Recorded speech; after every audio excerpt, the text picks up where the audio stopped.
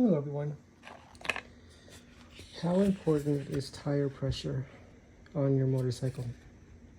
It's very important.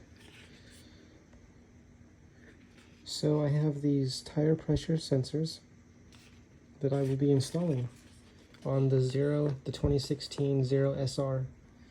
Here's the packaging that came with this. These two nuts right here, this tool. This is the sensors themselves.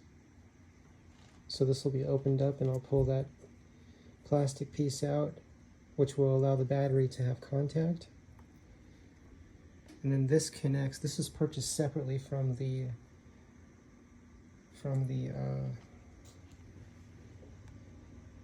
dash cam, the D16X.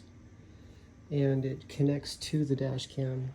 So this will allow me to monitor the tire pressure without having to check it or push on the tires or pushing on the tires or checking the tire pressure, taking the cap off, checking the pressure. Instead, I just go up. The pressure will be right here on the display and I'll know exactly where it needs to be. Thank you. See you in the next video. Bye.